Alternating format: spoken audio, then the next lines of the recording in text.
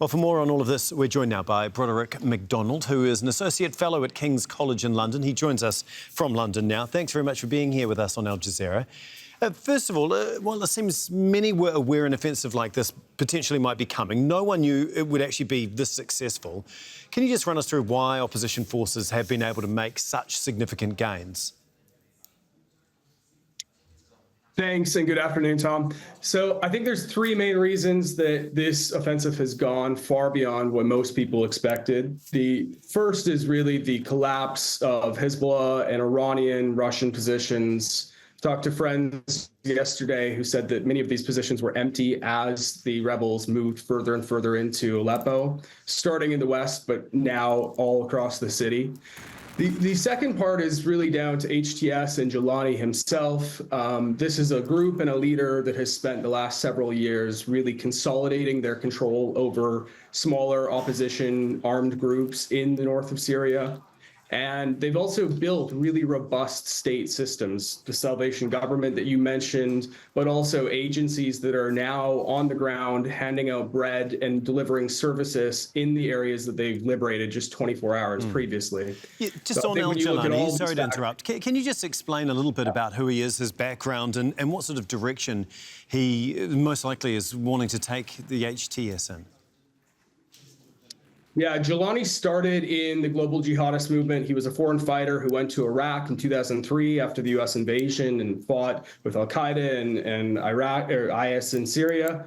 Later, he was sent by Abu Bakr al-Baghdadi to go and open an IS cell or an affiliate in Syria at the beginning of the civil war. He has since changed significantly. He's moderated, become a lot more pragmatic, and has this restrained or constrained jihadism, which works with others. It's locally focused, and it is less sectarian and less extreme than a lot of the jihadist movements we've seen in the past. Why? What changed? Why did he want to change? I think for Jilani, it was a process of trial and error. He realized that the old model of jihadism that al-Qaeda and ISIS had put forward, which is sectarian and targeting civilians and really globalist in its aims, was not working. The strategy was failing in many different countries.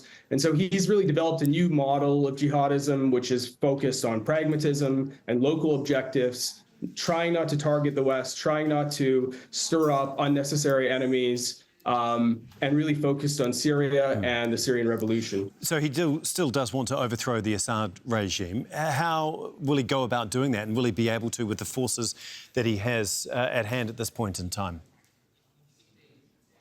This is a great question. He has captured a lot of military equipment and a lot of momentum in the last 48 hours, 36 hours. But there's still a long way to go. Reports are that they're heading south now, trying to increase the buffer zone south of Idlib, and then maybe someday go to Hama. But they've just taken a very large international city in a rapid amount of time. And I think that for right now, we're going to see HTS and its coalition, the CMO, dig in and really entrench around Aleppo and really shore up what they've just taken. What sort of outside support do they have from other countries and other players in the region? It's a very complicated question, and it's limited. This is largely an operation that is led by HTS and its coalition. There is some reports of support from different corners, but I think a lot of that is speculation at this point.